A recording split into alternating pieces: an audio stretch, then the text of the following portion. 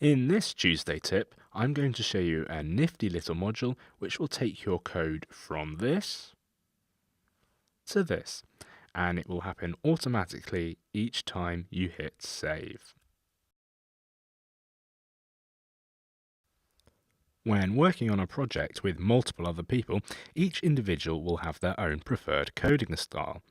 This can get messy, so projects tend to have coding standards which state how you must format your code. Sticking to these can be a pain, especially if you jump between projects with different standards. When you code, you have sort of a muscle memory, and this can lead to you formatting the code not to standard, and then your PR gets rejected and you have to do it again, and it's really annoying. The amazing people behind this project, prettier.io, have come up with a painless solution.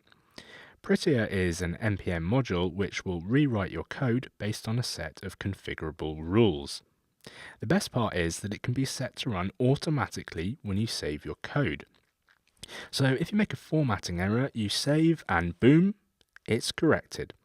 This can be done a number of ways, like via editor plugins, but today I'm going to show you how to make it run on each Webpack compile. If you have Webpack watching your code, this will have the effect of Prettier running on save. So here I have a very simple npm-based JavaScript project. Webpack is installed with a very simple config. I also have Webpack CLI and Webpack Dev Server installed. So we need to go into the terminal and we need to do npm install --save-dev prettier and also prettier-webpack-plugin. This will install Prettier and the Webpack plugin for it. We then require the Prettier constructor in our Webpack config.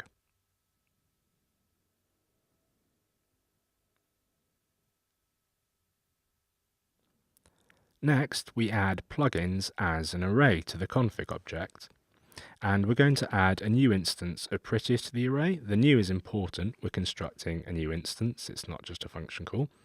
And now that's it. The project is set up to have src/index.js as the entry point. So we go into here and we start typing this really long line of code. It's just an arrow function which returns an object. It's 100% valid JavaScript code, it just looks like shit. There's unneeded brackets around the argument, there's a lack of spacing everywhere, and the code is obviously too long for one line. We're even going to put not put a semicolon at the end.